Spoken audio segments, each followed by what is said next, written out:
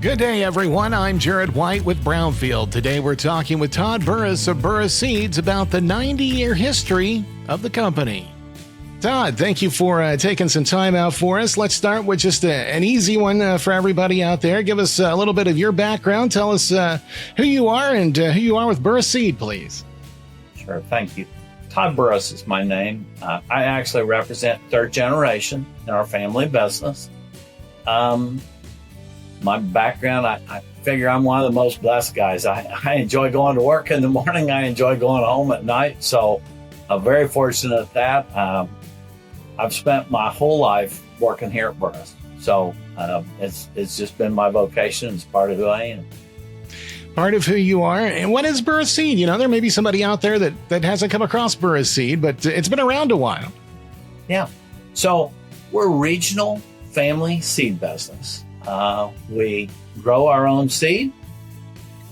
We market it to our customers, and that customer base covers Missouri, Illinois, part of Iowa, Wisconsin, and Indiana. We do our own set of testing and research to make sure products are a good fit for our customers and for that footprint. And those are the three major areas of our business.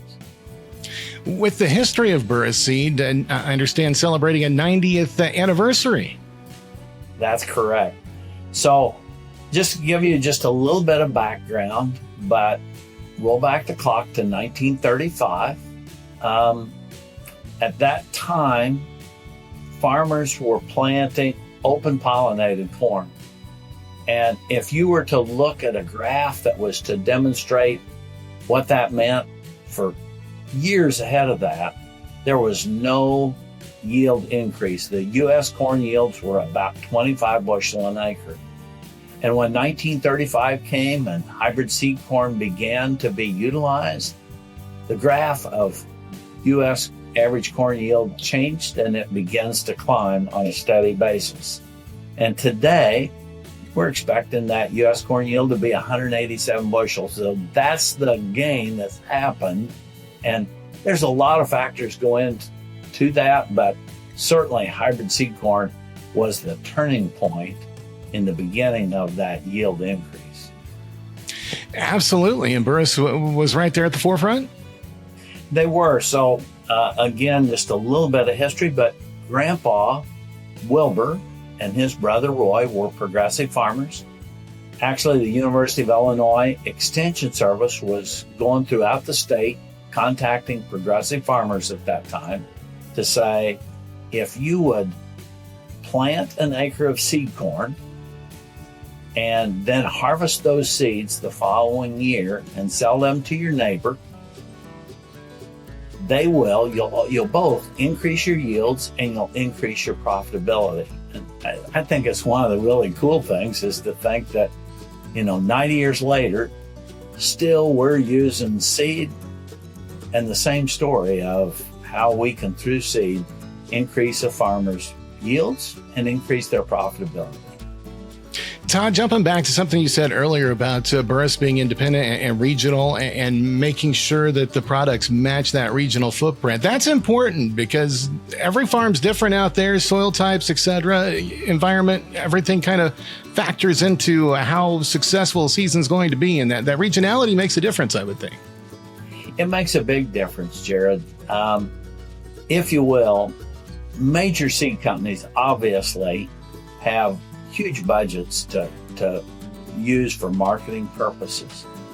At Burrus, our goal is for our products that do well in our region can outperform a major company who is trying to select products to do well across the nation as well as in our region. And so it's just easier to find a good regional fit product. And that's the premise and the reason that we've been able to serve customers for 90 years. And with that 90 years, that research, that's all done in plot work. And I understand that Burrus is celebrating some of the long history of the plot work. Well, it is. if you were to come and visit the farm, we actually have 2 open pollinated varieties that show what did the corn look like back in the early 30s before hybrid seed corn. Then we have some rows of the very first Burrus hybrid. It was called US 13. And so that would have been the 1935 model. And honestly, today, if you were standing there, Jared, you could, even an inexperienced eye would say, oh my gosh, that US 13 is much better than the open pollinated. And then after that, I call it the Hall of Fame, but we have key products from the 1970s all the way to current of the progress that's happened over time. And one of those progresses has been around population. Back in the 1935, they only planted 10,000 seeds per acre. And today, that's more like 30 or 35,000 seeds per acre. And I can only look into the future and think it's going to be more than that.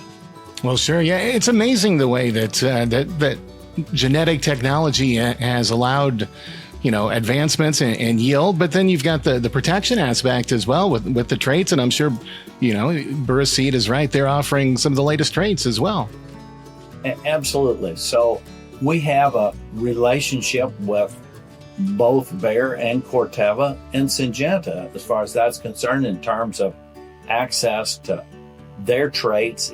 It takes millions of dollars to bring traits into the marketplace. And so we access the use of those traits that they develop, and then we help customers know how to use them effectively on their farm. That's part of what a regional business does, is interact closely with our customers to help them understand what products to use and how to use them to the best of their ability.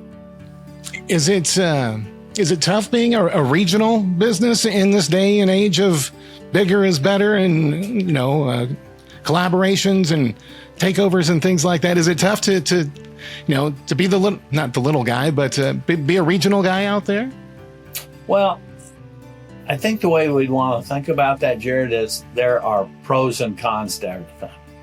So there are advantages that go with our size of business. And we see ourselves again as a regional, a significant, large enough to afford every one of the advancements, but also small enough to be close and friendly with our customers. And as the seed industry has gotten more complex, more and more growers are looking for someone to help walk them through what should they be using on their farm. And we're in an advantage or an excellent position because we're known for honesty, integrity, information you can trust. And honestly, a part of that process is where we have access to products from all major suppliers.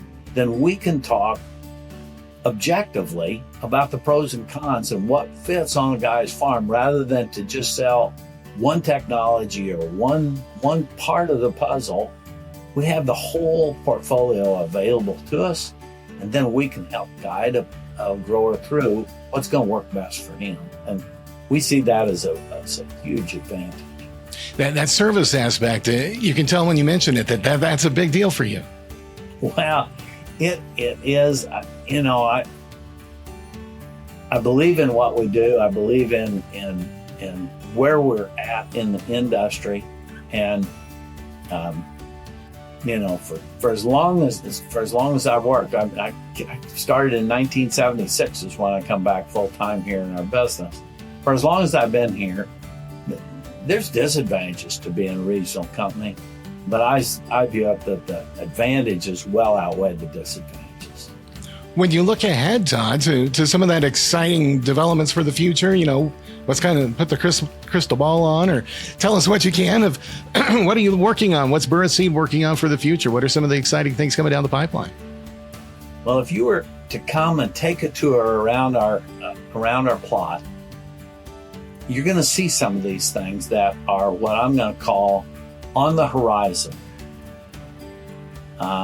There's brand new seed treatment components. One of the key pieces to customer satisfaction belongs not just with the products and the traits and the proper placement, but it involves the coating that we put on the seed treatments. And there are new components coming into the industry that are going to help soybean growers with some of the key pieces that they struggle with. Sudden death syndrome, soybean cyst nematode, and a new disease, red crown rot. And there's new treatments that are in our plot being tested that as soon as EPA approval comes, we're going to be able to bring that and help growers utilize that kind of technology. There's new advances in genetic processes. We call it advanced breeding, or others might call it gene editing, but it's where we can take a gene from one soybean plant that is favorable in one plant and put it into another soybean plant that maybe has some other advantages to it. It's amazing what that's going to mean in terms of yield benefits. There's new soybean herbicide technology coming. There'll soon be a Bayer technology called Viconic that's going to bring Roundup, Liberty, 2,4-D, and dicamba protection from spray chemicals directly on those beans and to help control weeds. It's amazing where that's going. Lots in the pipeline, it sounds like. Oh yeah, I get excited thinking about it. You can probably tell. For sure. You've mentioned a couple of times, come to the farm to take a tour of the plot and whatnot. Is that available for growers, for farmers, if they're interested? Absolutely.